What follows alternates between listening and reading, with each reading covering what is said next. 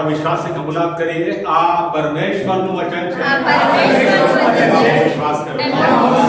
પરમેશ્વરનું વચન વિશ્વાસ કરો. પરમેશ્વરનું વચન છે. વિશ્વાસ કરો. આ લુકની સુવાર્તા આપણે જોઈએ.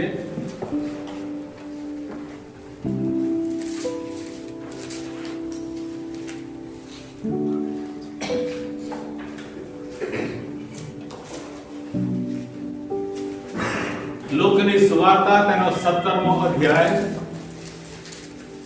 11 થી 19મી કલમો સુધી.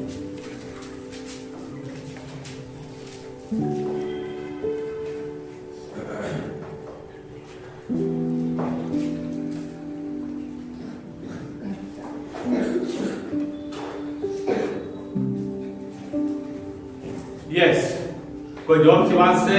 લુકની સુવાર્તા 17મો અધ્યાય 11 થી 19મી કલમો સુધી. યરૂશાલેમ જતા તે સમરોન તથા ગાલિલમાં થઈને જતો હતો. એક ગામમાં તે પેટો એટલે 10 રક્તપિત્યા તેને સામા મળ્યા. તેઓએ વેગળા ઊભા રહીને કાંટો પાડીને કહ્યું કે હે સ્વામી, અમારા પર દયા કર.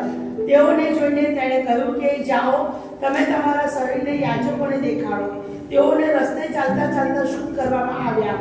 તેઓમાંનો એક પોતે સાજો થયો છે એ જોઈને મોટે ઘાટે દેવની સ્તુતિ કરતો પાછો ફર્યો.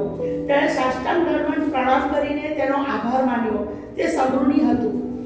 ઈસુએ તેને પૂછ્યું કે શું 10 જણને શુદ્ધ કરવામાં આવ્યા નહોતા? બીજા 9 ક્યાં છે? દેવનો મહિમા પ્રગટ કરવાને પાછો ફરે એવો આ પરદેશી વિના કોઈ મળ્યો નહીં શું? તેણે તેને કહ્યું કે ઉઠીને ચાલ્યો જા, તારા વિશ્વાસે તને બચાવ્યો છે. પ્રભુ યેશુ આ વાંચેલા વચનને આશીર્વાદિત કરે. આ વચન દ્વારા આજે આપણી સાથે એવી રીતે વાત કરે કે આપણે કશું કરતા નથી. આમેન. પ્રાર્થના કરીએ. અમારા જીવતા ઈશ્વર, તમારી અમારી મધ્યની ઉપસ્થિતિ માટે તમારો આભાર માનીએ છીએ. ધન્યવાદ પ્રભુ યેશુ. તમે છો અમારી સાથે વાત કરવા, અમને સમજાવવા, અમને સંદેશો આપવા. તમે બોલો, અમે સાંભળવા માટે તૈયાર છીએ પ્રભુ યેશુ. આ સમય દ્વારા તમે એકલા જ માન અને મહિમા પામો. માંગે છે અમારા ઉદ્ધાર કરતા અને પરમેશ્વર પ્રભુ યેશુવા મસીહાના નામમાં. આમેન. બેસી જઈશું.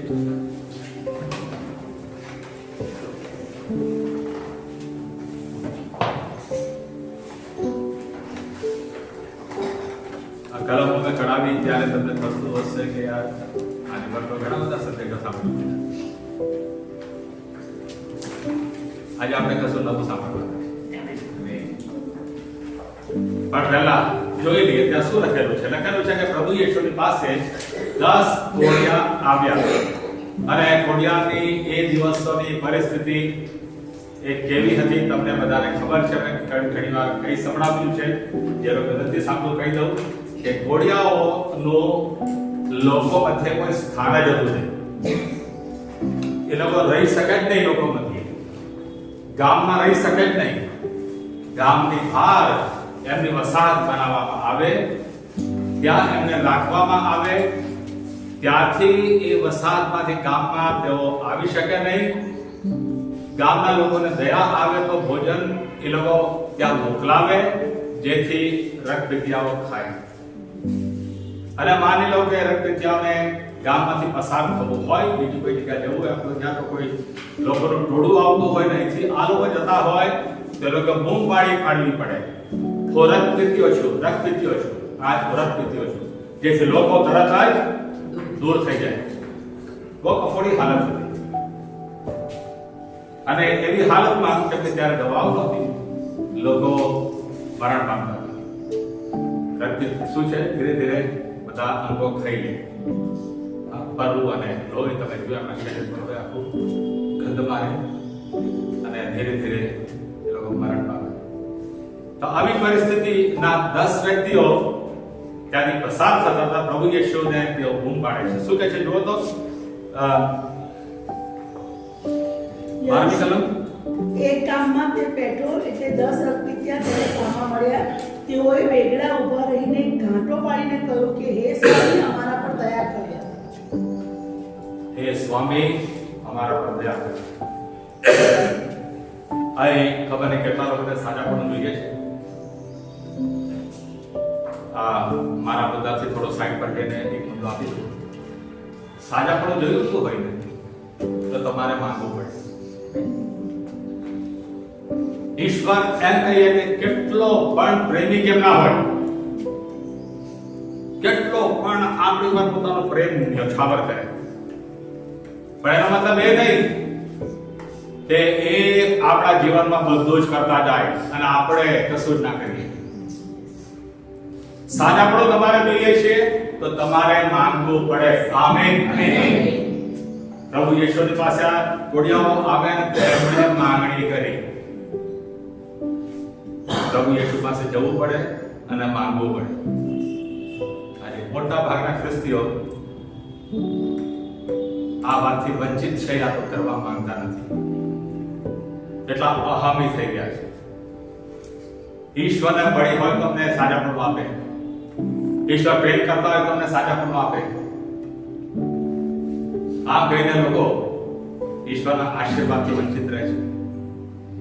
જ્યારે વચન તો વાંચી આપણને ખબર પડશે સાજાપણું જોઈતું હોય તો તમારે જવું પડે ઈસુ પાસે અને માંગવું પડે. હાલેલુયા. આમેન. આ 10 કોડિયાઓ પ્રભુ યેશુની પાસે આવ્યા અને માંગણી કરી, ભીખ માંગી. એના જેવું છે એમનું વાક્ય પણ સાચું. ભીખ હતી. એમ એ મને સાજો કર્યો તો સાજો કરી દઈશ, મને તો કઈ પડી નથી, તને પડી હોય તો સાજો કર. ઘણા લોકો આજકાલ આ બગાડી છે એટલે લોકોને સાજાપણું મળતું નથી. નમ્રતાપૂર્વક ઈસુ પાસે જવું પડે તો સાજાપણું મળે. આમેન. આમેન. નમ્રતાપૂર્વક આ 10 કોડિયાઓ નમ્રતાપૂર્વક ગયા અને તેમણે માંગણી કરી અને પ્રભુ યેશુએ તેમને કહ્યું, જો પ્રભુ યેશુના આપણે અનુયાયીઓ છીએ, તમારા મારા પર પણ એટલો બધો અભિષેક હોવો જોઈએ કે જે રીતે પ્રભુ યેશુએ ચમત્કારો કર્યા, સાજા કર્યા, એ રીતે તમે લોકો પણ કરી શકીએ. અહીં એમના કહ્યું ચલો લાઈનમાં ઉભા થઈ જાઓ, માથા પર હાથ મૂકીને પ્રાર્થના કરો. શું લખ્યું છે? 14મી કલમ. તેઓને જોઈને તેણે કહ્યું કે જાઓ, તમે તમારા શરીરને યાજકોને દેખાડો, તેઓને રસ્તે ચાલતા ચાલતા શુદ્ધ કરવામાં આવે. શું લખેલું છે? પ્રભુ યેશુએ એમને કીધું, લાવો તમારા માથા પર હાથ મૂકીને પ્રાર્થના કરો, ધમકાવો. આજે સેવકો કેટલાય માથા પર હાથ મૂકીને ધમકાવે છે, હલાવે છે, પેલાને પાડી પણ દે છે, પણ કશું થતું નથી. એ પોતાનો પરાક્રમ લોકો ઉપયોગ કરે છે, પોતાનો પરાક્રમ. પણ આવા પોતાના પરાક્રમની જરૂરત નથી, ઈશ્વરના અભિષેકની જરૂરત છે. હાલેલુયા. પ્રભુ યેશુ એટલો બધો અભિષેક તેમના પર હતો. જો તો કઈ એ કલમો જોઈ લી, વારંવાર પંચાવી છે યશાયા 61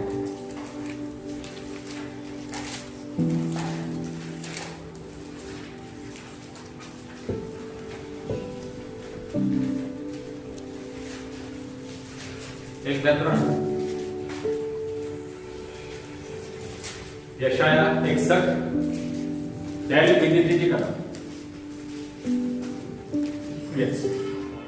પ્રભુ યહોવાનો આત્મા મારા પર છે, કારણ કે દીનોને વધામણી કહેવા સારું યહોવાએ મને અભિષેક કર્યો છે.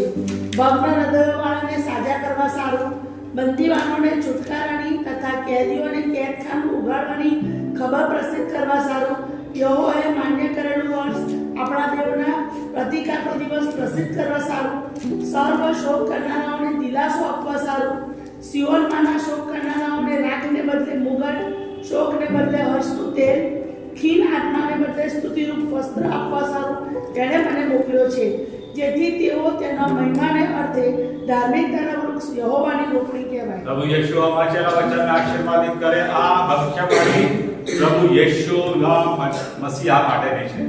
આમેન. હું નથી કહેતો, પ્રભુ યેશુએ પોતે કબૂલાત કરી. લુકની સુવાર્તા તમે ઘરે જઈને વાંચ્યો ત્યારે જ્યારે તેઓ ઓડિયો લઈને ઊભા થયા મંદિરમાં વાંચવા માટે ત્યારે એમને યશાયાનું પુસ્તકનું ઓડિયો આપવામાં આવ્યું અને આ જ કલમો તેમણે ખોલી અને વાંચી અને પ્રભુ યીશુ મને શું કહે છે આ વાંચ્યા પછી આ ત્રણ કલમો, આ ભવિષ્યવાણી આજે પૂરી થતા તમે જોઈ રહ્યા છો. એટલે આ ભવિષ્યવાણી પ્રભુ યીશુ મસીહા માટે છે. ઈશ્વરનો આત્મા મારી પર છે, તેણે મને અભિષેક આપ્યો છે. શાના માટે અભિષેક આપ્યો છે? ઘણા લોકોને અભિષેક કહે છે, અભિષેક આપ્યો, અભિષેક આપ્યો, અભિષેક આપ્યો ચર્ચો તોડવા માટે. અમદાવાદમાં એક વ્યક્તિ છે, મોટી સભા બોલાવવા માંગતા હતા. આપણા ચર્ચમાંથી જનક થઈ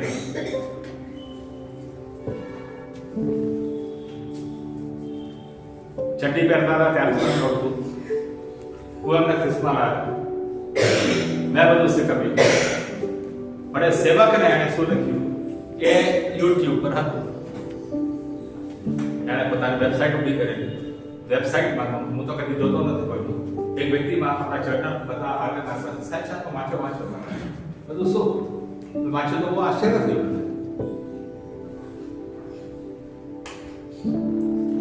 ઈશ્વર મને રૂબરૂ પ્રગટ થયા.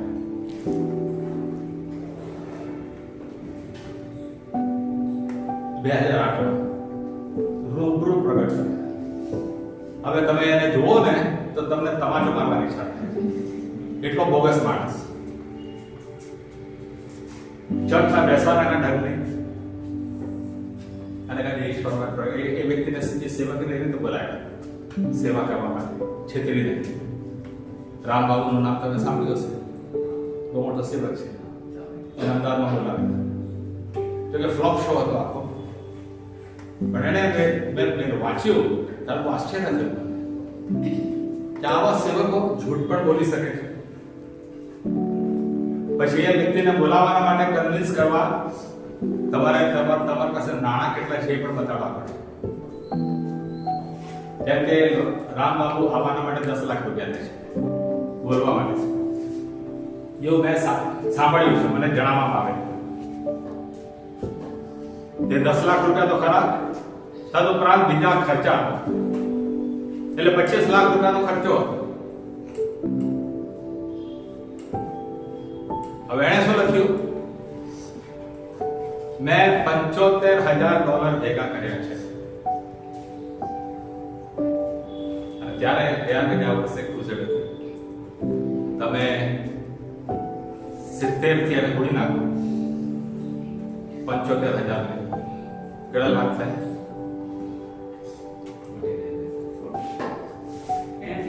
નથી વધારે, 55 લાખ રૂપિયાની આસપાસ થાય. 55 લાખ. એટલે આગળ તમે જતા રહ્યા. હવે પોતે વાંચેલું છે, સાંભળ્યું નહીં એની વેબસાઇટ પર. મને એક વ્યક્તિ બતાડવા આવ્યો, મેં કહ્યું આ કેટલું જૂઠ બોલે છે લોકો અને મિનિસ્ટ્રીઓ ચલાવે છે. અને જ્યારે પહેલા જતા રહ્યા ત્યારે અમુક ચર્ચોમાં જઈને પેલા વ્યક્તિ હાથ જોડીને બોલે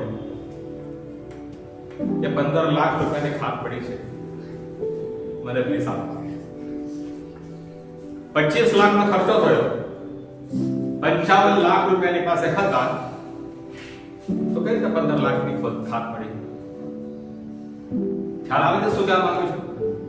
અને એવા વ્યક્તિ કહે છે ઈશ્વર મને પ્રગટ થયા. તો આવા અભિષેક વાળા વ્યક્તિઓ છે મિનિસ્ટ્રીઓ માટે, જૂઠ પર જૂઠ ચલાવનારા અને મિનિસ્ટ્રીઓ લઈને બેઠા છે. આપણે એવો અભિષેક નથી જોયો, આપણે ઈસુનો અભિષેક જોઈએ. આમેન. ઈસુ ખ્રિસ્ત શું તેમને જાઓ યાજકોને તમે પોતાની જાતને બતાડો. કેમ? જો નિયમશાસ્ત્ર તમે જાણો છો, જ્યારે કોઈ વ્યક્તિ સાજો થાય નિયમશાસ્ત્ર પ્રમાણે તો સાજાપણાનું સર્ટિફિકેટ કોણ આપતું હતું? યાજક આપતું. કોણ આપતું હતું? યાજક આપતું.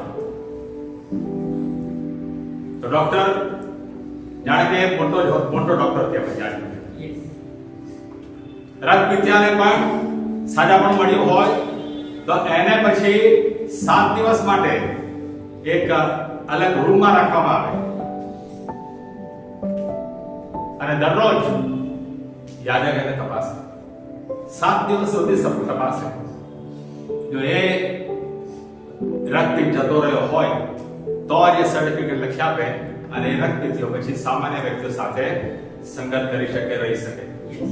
એટલે પ્રભુ યીશુ કીધું તમ યાજક પાસે જાઓ.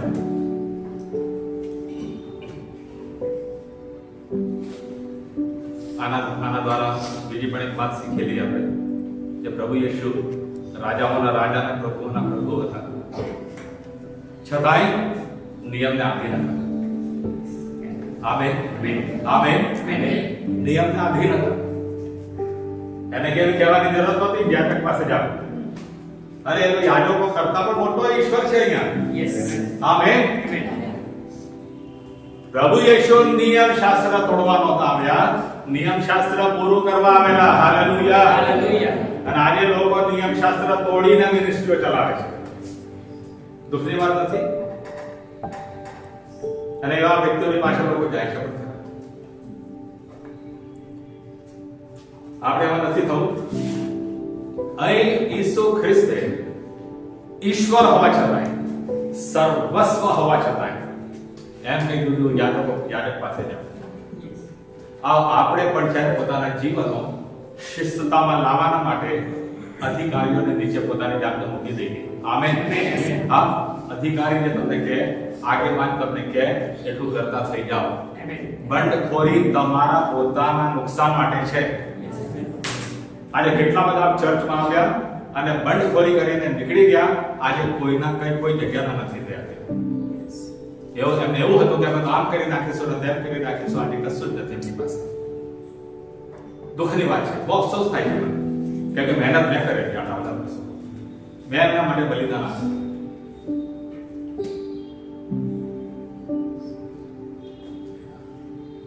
અધિકારની નીચે રહેવું જરૂરી છે. આજે તો મારા મુદ્દા નથી આવી ગયા એટલે કહી દઉં છું. 10 યાજકો જઈ રહ્યા હતા ત્યારે એમને થયેલું છે, શું લખેલું છે જુઓ તો.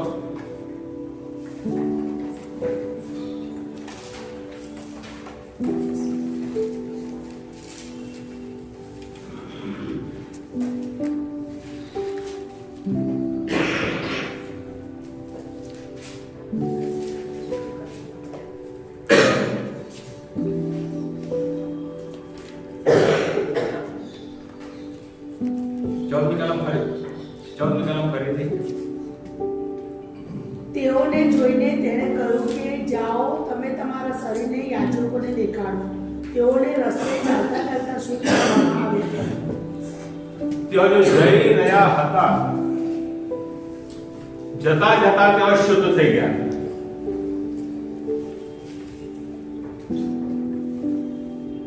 હવે તમને ખબર છે બીજા કે નિયમ લાગુ પડે છે.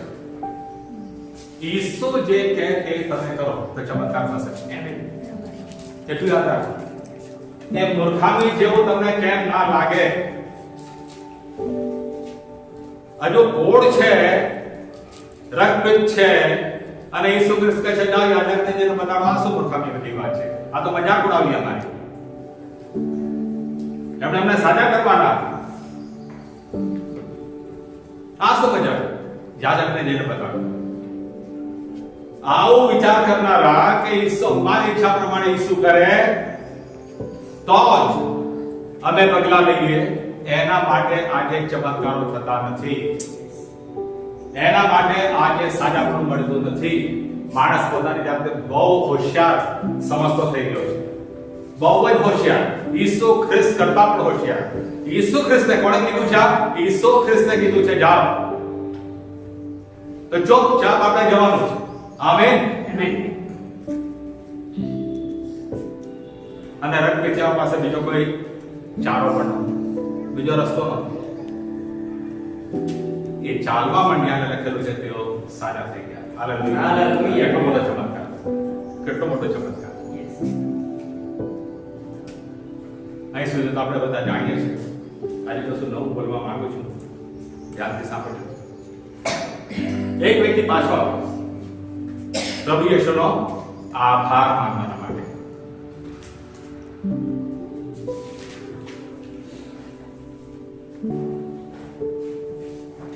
અને આવીને આભાર કઈ રીતે વ્યક્ત કર્યો જુઓ તો શું લખેલું છે.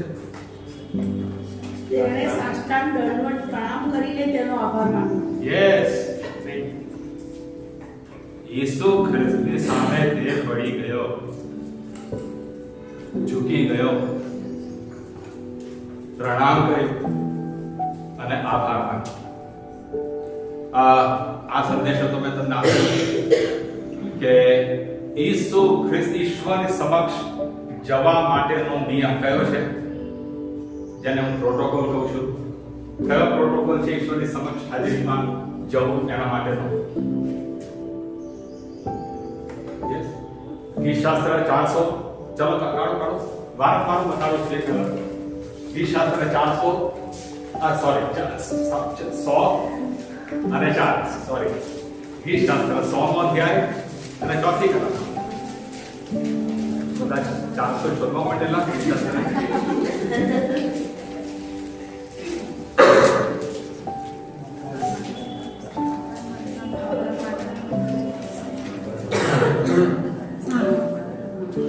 શું લખેલું છે? આભાર માનતા અને સ્તવન કરતા. ના, આભાર માનતા તેના આંગણામાં આવો. સ્તવન ના, ફરીથી ગુજરાતીમાં વાંચો. આભાર માનતા તેની ભાગોળોમાં અને સ્તવન કરતા તેના આંગણામાં આવો. રાઈટ. અહીં ભાગોળોમાં આવો અને આંગણામાં આવો.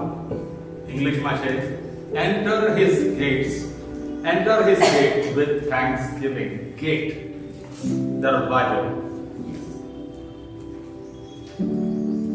પ્રભુ યેશુ જ્યારે કશું પણ કહી રહ્યા હોય યા વચનમાં જે કંઈ કરી હોય લખેલું હોય એને આપણે વિચાર કરવાનો છે. શું વાગે છે?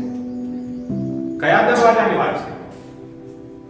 જે મુલાકાત મંડપ મૂસાએ બનાવેલો, ત્યારે વચ્ચોવચ બિલ્ડિંગ હતી પણ એની આસપાસ દીવાલ બનાવવામાં આવે ચારો તરફ, અને એક જ તરફ એટલે કે પૂર્વ તરફ દરવાજો બનાવવામાં આવે.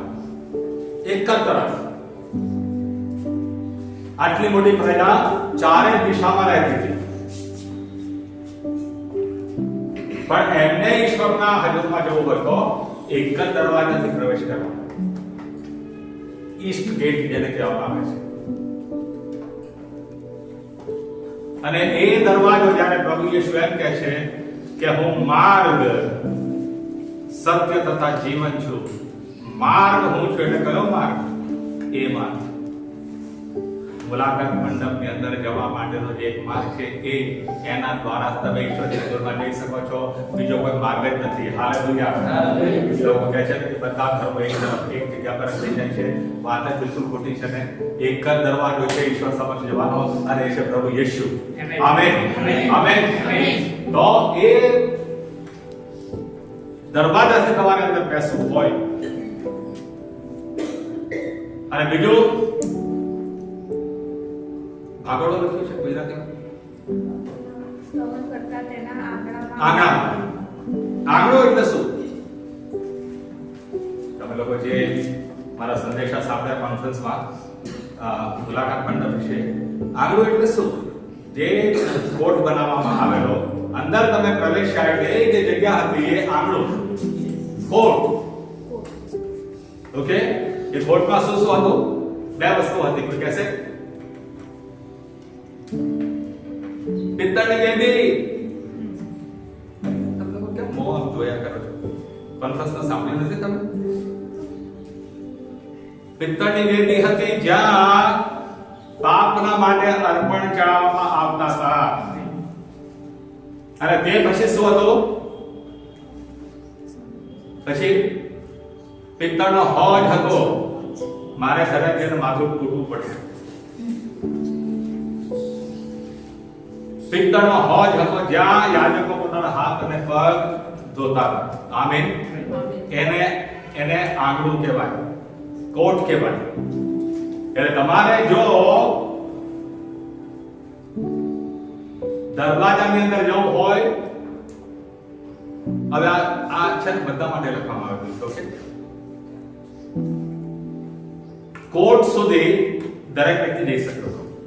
મેં ટીચિંગ આપેલું, તમને ખ્યાલ હતો.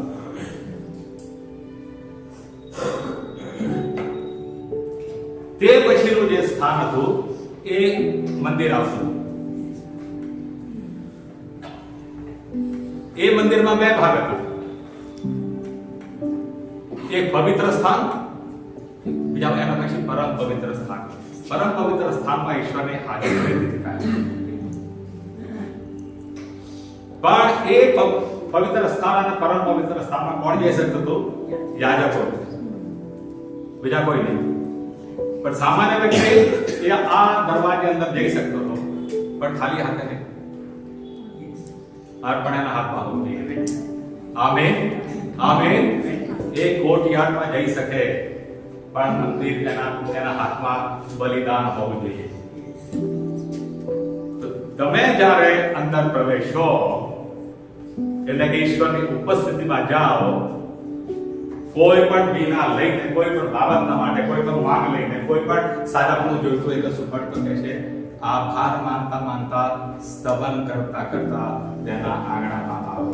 આમેન. આ પ્રોટોકોલ છે. Amen, amen. આ પ્રોટોકોલ છે. તમારે મારે બીજા કોઈ નિયમ અપનાવવાનો નથી. હા, માથું કૂટતા કૂટતા આવો, છાતી કૂટતા કૂટતા આવો, રડતા રડતા આવો. એ બધી બાઇબલની બહારની વાતો છે. શેતાન આપેલી છે. આજે પણ ચર્ચને આપેલું છે, શેતાન આપેલું છે. સત્ય લઈ ગયું છે સાઈડ પર, અને શેતાને આપેલી બાબતોને આપણે આજે અનુસરીએ છીએ. હવે લખાયું છે આભાર માનતા માનતા આપણે એની આંગણામાં આવવાનું. કેમ? કેમ કે ઈશ્વરના ઉપકારો આપણી ઉપર અસંખ્ય છે. Hallelujah, hallelujah. તમે એક એવી બાબતના માટે પ્રાર્થના કરતા હશો કે પ્રભુ આ તમે મને આપવું મળ્યું નથી, એ જ લઈને તમે રડતા રડતા જાઓ, પ્રભુ પણ તમે કામ નથી કર્યું. જ્યારે એને 50 એવા કામ કરી નાખ્યા છે, તેના માટે તમે પોતાની નજર નાખતા જ નથી. દુઃખની વાત નથી? 50-100 એને કામ કરી નાખ્યા, એના માટે તમારા હૃદયમાં આભાર નથી, અને એક કામ થયું નથી એના માટે ફરિયાદો છે. એટલે વિશ્વાસીના માટે પ્રોટોકોલ એ છે, જે બોજાઓ તમારા માથા પર હોય, કુટુંબ પર હોય, જે કોઈ કેટલો પણ મોટો કેમ ન હોય, પણ ઈશ્વરની હજુરમાં જાઓ તો આભાર માનતા માનતા, સમય કરતા કરતા જાઓ. આમેન. રડતા રડતા નહીં. ઈશ્વરને રડવું ગમતું નથી. તમને કલામો બતાડી શકું છું બાઇબલમાંથી. મને નથી ગમતું કોઈ લોકો રડે, અને ખાસ કરીને વિશ્વાસીઓ. એટલે કદી બહેનો સાક્ષી આપવા માટે આવો ને તો રડતા રડતા આવતા નહીં. હું અહીં તો બેસાડી દઈશ તરત જ. રડાવવા માટે આપણે નથી આવતા કોઈ. પ્રભુ ઈશ્વરને માન અને મહિમા આપવા માટે આવીએ છીએ. Amen, amen. આ એક વ્યક્તિ પાછો આવ્યો, પ્રભુ ઈશ્વરનો આભાર માન્યો. પ્રભુ ઈશ્વર કહે છે બીજા ક્યાં છે? તમે રોકાઈ નહીં. તમે કહેશો હું 9 જેવા વ્યક્તિઓ હતા તેવો નથી, આ એક જેવો છું. હું તો પ્રભુ ઈશ્વરનો આભાર માનું છું. બહુ સારી વાત છે.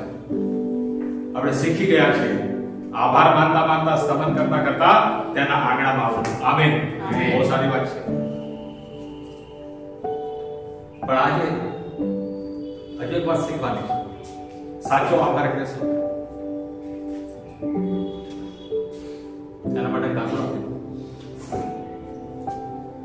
આદિવાસી ગામોમાંની મંડળીઓ માં માની લો આ રીતે સભા ચાલી રહી છે, અને સાક્ષી આપી રહ્યા છે. લોકો ઉભા થઈ જાય, આગળ આવીને બહુ સુંદર સાક્ષી હશે, લોકો તાળીઓ પણ વગાડશે. એ પણ પ્રભુ ઈશ્વરનો બહુ જ આભાર માનશે. અને પછી શું કરશે ખબર છે? પોકેટમાંથી કશું દાન લાવ્યો હશે, સ્પેશિયલ દાન. આ રેગ્યુલર દાન નહીં, રેગ્યુલર દાન નહીં, એ તો એને નાખી દીધું છે, દશાંશ પણ આપી દીધું છે. પણ સાજા પણ ઈશ્વરે તેને આપ્યું છે, તેના માટેનું સ્પેશિયલ દાન એ પાછા ડબ્બામાં નાખશે.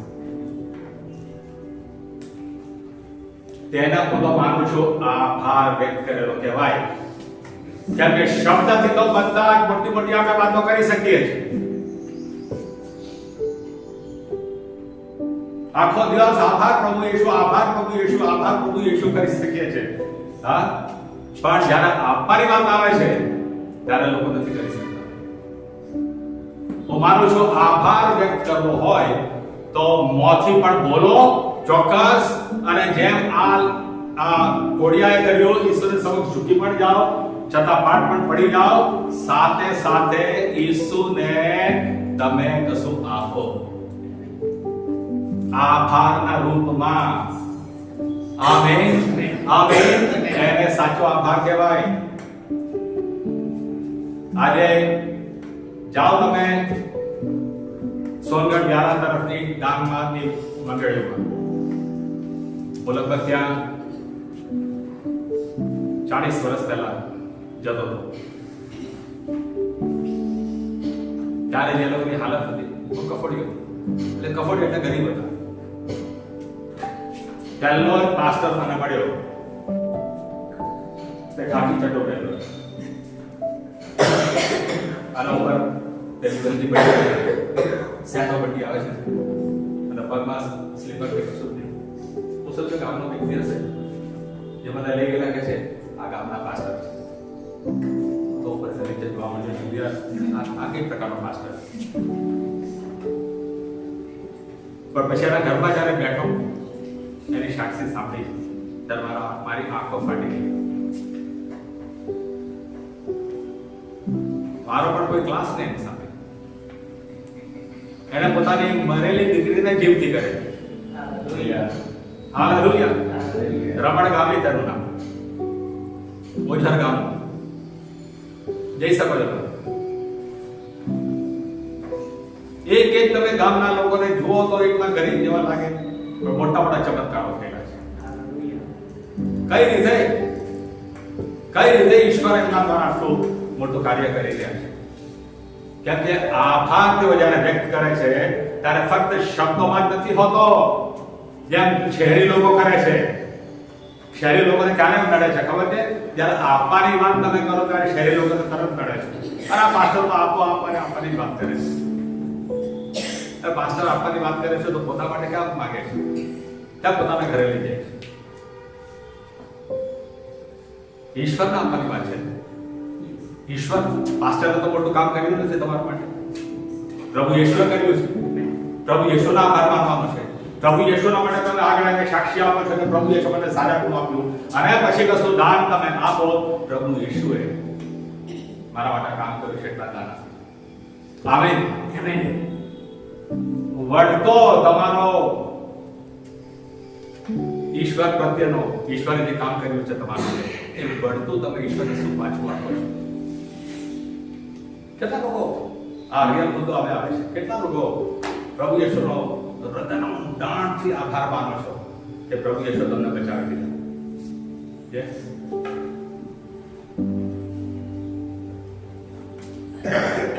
સાચી વાત છે. આપણે નાલાયકો હતા, કોણ બચાવી શકે આપણે? હું તો મારી વાત કરું તો બીજાઓ માટે આશા રાખી શકું, પણ મારા માટે આશા કોણ બચાવી શકે?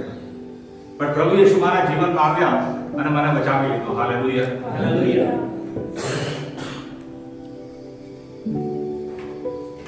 અને ઠેર ઠેર જઈને લોકોને કહું છું કે પ્રભુ યેશુ મને બચાવી, પ્રભુ યેશુ મને તારણ આપી, પ્રભુ યેશુ મને પોતાના લોહીમાં ધોઈને મારા પાપ માફ કર્યા છે.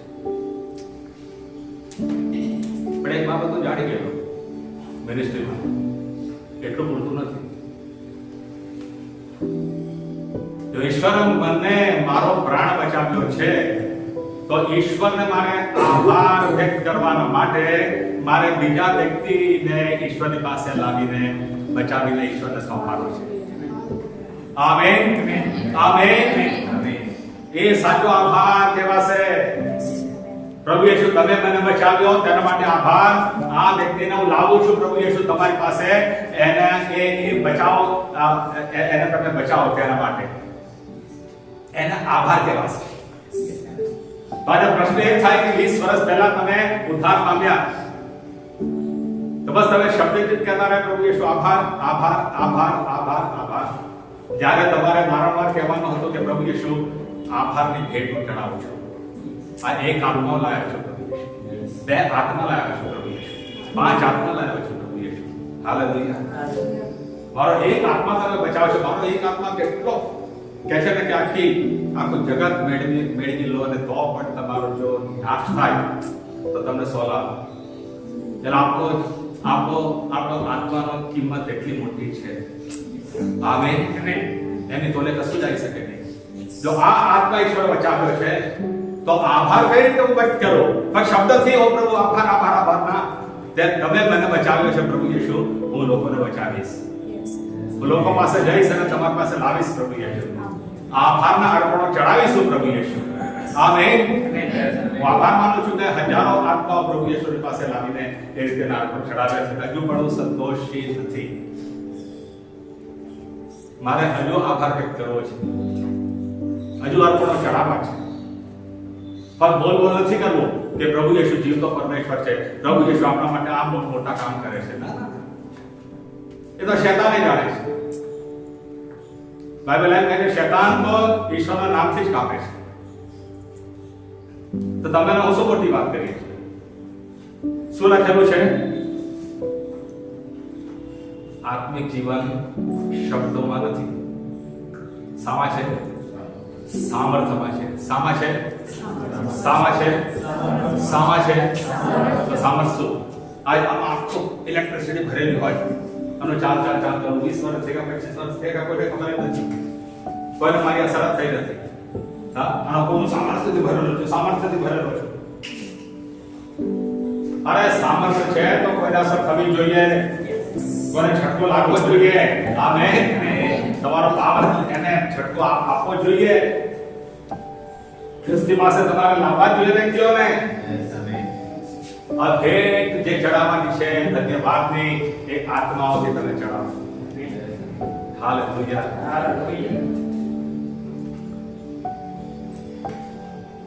એ રીતે ઇન્ક્રીમેન્ટ આવી જાય, બઢોતરી મળે.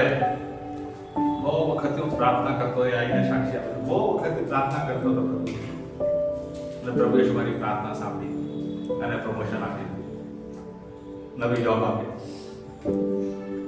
આભાર માનું છું. જ્યારે બેસી ગયા જવાબદારી પૂરી, હાશ આપી દીધી સાક્ષી. અને એના પછી શું? એવી સાક્ષીઓ બધા આપે છે. તમે કર્યું શું? ઈશ્વરાત્મો તમને એક્સ્ટ્રા ઉપકાર કર્યો છે ને, તો તમે એક્સ્ટ્રા ઉપકાર તરીકે આ કરો છો શું? ઈસુ માટે. ખ્યાલ આવે છે શું કહેવા માંગુ છું? આપણે ઢોંગી ખ્રિસ્તી જીવન જીવવાની જરૂરત નથી. ઈશ્વરે આટલું મોટું કાર્ય કર્યું છે તો આપણે કેટલું પણ એમના માટે કરીએ એ અઘરું છે, ઓછું છે. આમેન. જો 1 લાખ લોકોનો પ્રભુ યેશુની પાસે લાવું છું અને પછી કહું છું બસ, તેનો મતલબ એ કે હું પોતાના આત્માને 1 લાખ આત્માઓ જેટલું ગણું છું. નાનકડો તો પોતાની જાતને વધારે ગણું. મારો આત્મા એટલો બધો કરતો છે. આમેન. આજે પ્રશ્ન છે મને તમારા માટે. આ ઘોડી વ્યક્તિ દ્વારા આપણે જાણ્યું, હા આપણે કરીએ છીએ. બીજા લોકો નથી કરતા, બીજા લોકો આભાર નથી માનતા, રડતા રડતા જાય છે પ્રભુ યેશુ પાસે, માથું કૂટતા જાય છે. કદી તમે કશું કર્યું ખરું? ઈશ્વરે કશું તમારા માટે કર્યું ત્યારે?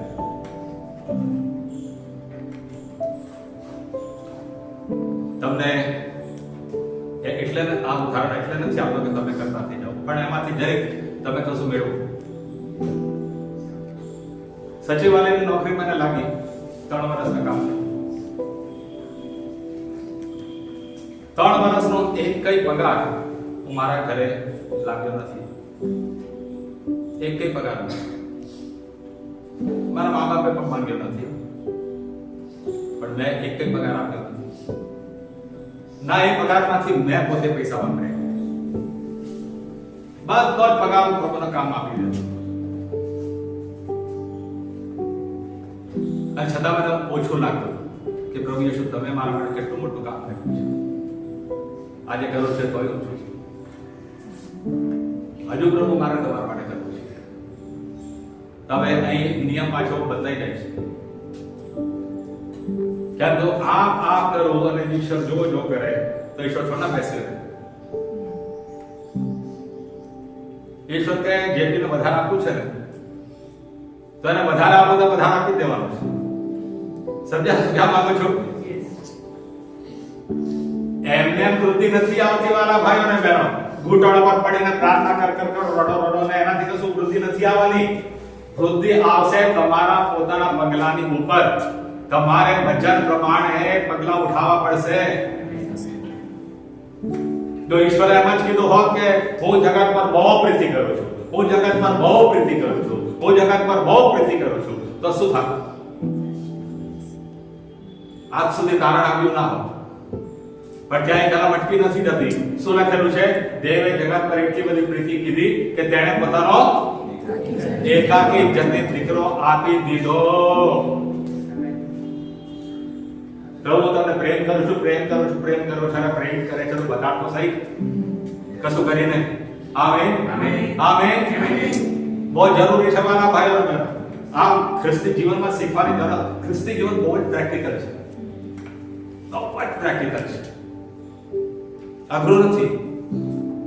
કશું કરતા થઈ જાઓ, ઈશ્વર વધારે આપતો થઈ જશે. વધારે આપતા થઈ જાઓ, ઈશ્વર વધારે આપતો થઈ જશે.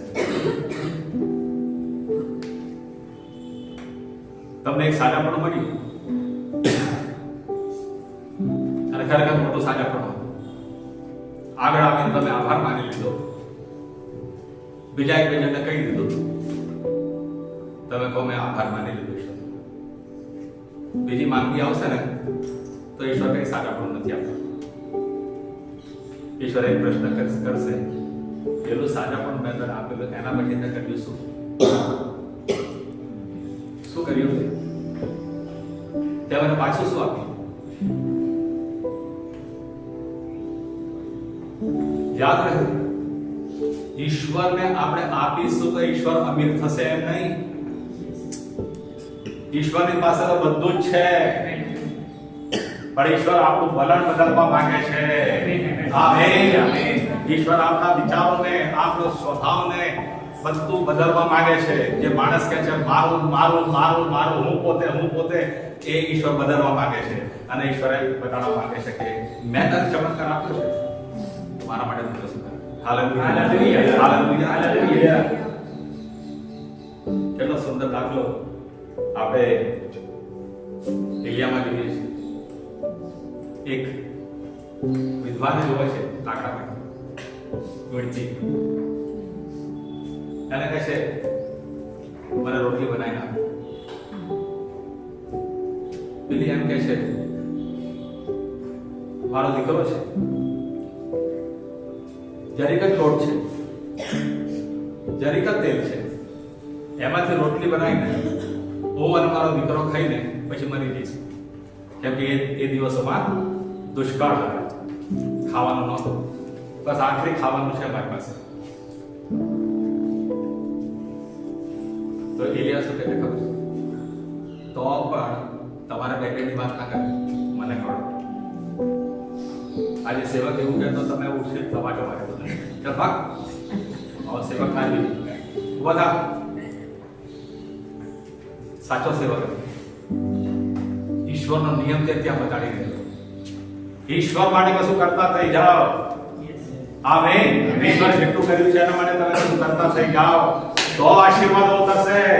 કહેલું છે જ્યારે એ વિધવાએ રોટલી બનાવી અને એલિયાને ખવડાવી, એનો દીકરો ભૂખ્યો હતો, એ પોતે ભૂખી હતી, એલિયાને ખવડાવી, ત્યારે એમને કહેલું છે કે એલિયાએ એવો આશીર્વાદ આપ્યો કે લોટ ફૂટ્યો નહીં, તેલ ફૂટ્યું નહીં, વર્ષોના વર્ષ સુધી. હાલેલુયા.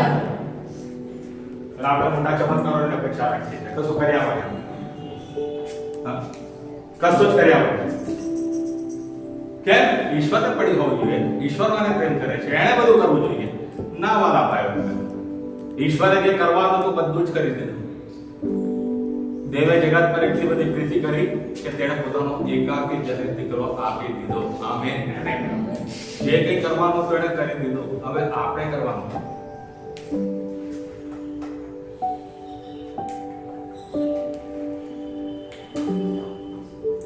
ત્યારે આપણે એમ કહીએ કે હું મારું જીવન તમને સમર્પિત કરું છું, ત્યારે મારા બાપને પણ સમર્પિત કરું છું. મારે મૂર્તિ પૂજા, મારો વ્યભિચાર, મારું છૂટ સગળું મૂકી દઉં છું વિધિની પર. ચર્ચમાં ઉભો થઈને હાલેલુયા હાલેલુયા કરું, પછી કે આ જોરદાર મજા આવી ચટણી અંદર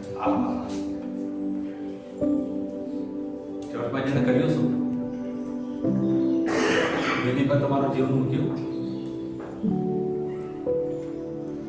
પ્રભુ યેશુ વિધિ પર પોતાનું જીવન મૂકી દીધું તમારા માટે. આપણે મૂક્યું કે નહીં? અને વેદી પર મૂકવું એટલે શું? આપણું સગડું જેના પર બહુ પ્રેમ કરતા હોય. વ્યભિચાર આપણને ગમતો હોય તો વ્યભિચાર મૂકી દો. મૂર્તિ પૂજા ગમતી હોય તો મૂર્તિ પૂજા મૂકી દો. ચોરી ગમતી હોય તો ચોરી મૂકી દો. झूठ बोलવાનું ગમતા હોય તો झूठ બોલવાનું મૂકી દો. એકબીજાને વાતો કરવાનું બહુ ગમે છે તો એને મૂકી દો. કશું આપવું પડશે ઈશ્વરને. આમેન. ઈશ્વર મારા માટે કર કર કર કર કર કર એમ નહીં, તમે શું કર્યું?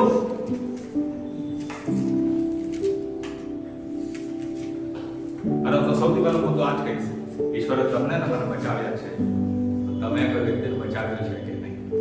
આભારના રૂપમાં. આમેન. એ મોટું કામ નથી કરતા તમે, આભારના રૂપમાં તમારે બચાવવાના છે. તમે ઈશ્વર મને બચાવ્યો છે, આભારના રૂપમાં હું આ વ્યક્તિને અર્પણ કરું છું તમને. આમેન. કેટલો અગત્યનો મુદ્દો ને આપણે વર્ષોથી આના વિશે બેદરકાર રહ્યા છીએ. હવે માનું છું ફેક્ચરનો કોઈ વ્યક્તિ બેદરકાર ના. એક એક વ્યક્તિ અર્પણ ચડાવતો થઈ જાય. એક એક વ્યક્તિ નાણાથી તમારથી નથી અપાતા વાંધો નહીં, આત્માઓ લાવો પ્રભુ યેશુની પાસે.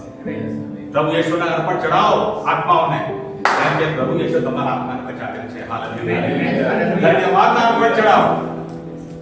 દરેક માટે આ જરૂરી છે. તમે નાના હો કે મોટા હો, જો તમારો ઉદ્ધાર થયો છે તો ઈશ્વર ઈચ્છે છે તમે અર્પણ ચડાવતા થઈ જાઓ. આમેન. આમેન. આમેન.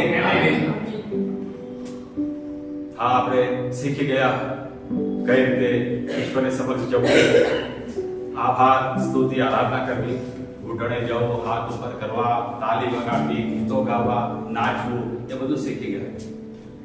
તેનાથી પણ વિશેષ છે કશું કરતા થઈ જાય. આમેન. કરતા થઈ જાય. એ સાચો આભાર હશે. આમેન. એ સાચો આભાર હશે. આ જે એક પાછો આવ્યો ખોડી, એના કરતા પણ તમે વધારે વિશેષ બની જશે. આમેન. આમેન. એના 9 કરતા ખોડી વિશેષ હતો, પણ આ એક ખોડી ગયો હતો એના કરતા પણ આપણે વિશેષ થઈ જઈશું. આત્માને બચાવીને. હાલેલુયા. હાલેલુયા. મારા ભાઈ આ બધા પછી Oh, thank you. Thank you, Lord. Thank you, Lord.